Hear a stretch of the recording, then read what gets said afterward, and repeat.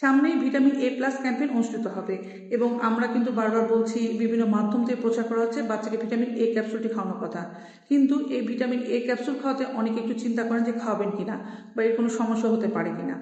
আজকের ভিডিওতে আমি এই ভিটামিন এ খাওয়ানোর ফলে কী কী পার্শ্ব প্রতিক্রিয়া হতে পারে তা নিয়ে আলোচনা করব।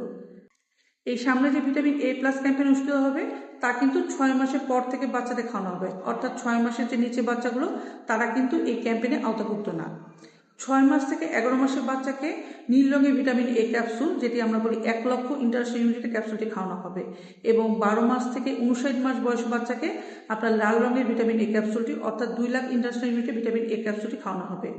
এইটি কিন্তু উচ্চমাত্রা ভিটামিন এ ক্যাপসুল এবং এই ভিটামিন কিন্তু ফ্যাট সলিউবল ভিটামিন। এটি বাচ্চার লিভারে জমা থাকে এবং আস্তে আস্তে কাজ করে, এবং এর ফলে বাচ্চার কিছু পার্শ্ব প্রতিক্রিয়া হতে পারে। কি হতে পারে?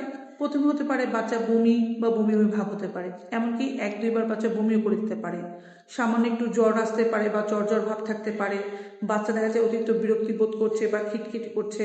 অনেক সময় দেখা যায় বাচ্চা খাওয়া দাওয়া করছে না, কারণ যেহেতু বমি বা বমি ভাব থাকে।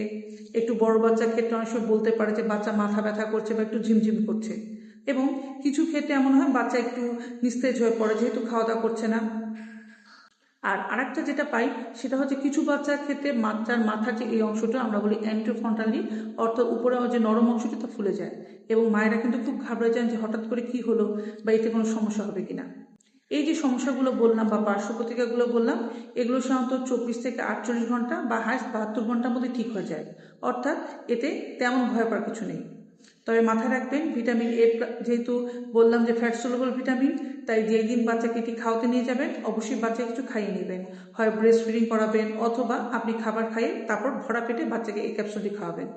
আর যদি দেখা যায় বাচ্চার এই পার্শ্বপ্রতিক্রিয়াগুলো একটু বেড়ে যায়, অর্থাৎ বাচ্চার অতিরিক্ত বমি হচ্ছে, বাচ্চা অতিরিক্ত কান্নাকাটি করছে বা নিস্তেজ হয়ে পড়ছে, অথবা মাথা যে অংশটা বললাম ফুলে গেছে তা কমছেই না, সেক্ষেত্রে কিন্তু নিকটস্থ স্বাস্থ্যকেন্দ্রে হোক বা আপনার শিশু ডাক্তারের কাছে অবশ্যই যাবেন। তবে জানলেন এর পার্শ্বপ্রতিক্রিয়া কী কী হতে পারে। তবে এটা কিন্তু এই যে বললাম একদম সাময়িক, ভয় পাওয়ার কিছু নেই। আশা করি সামনে ভিটামিন এ প্লাস ক্যাম্পেইনটি সফল হবে এবং আপনারা এই বয়সে অর্থাৎ 6 মাস থেকে 5 বছর বয়সী সব বাচ্চাকে ভিটামিন এ ক্যাপসুলটি খাওয়াবেন। ভিডিওটি ভালো লাগলে শেয়ার করে দিতে পারেন, আর আপনাদের কোনো প্রশ্ন করতে পারেন, আমি উত্তর দেওয়ার চেষ্টা করব। ধন্যবাদ।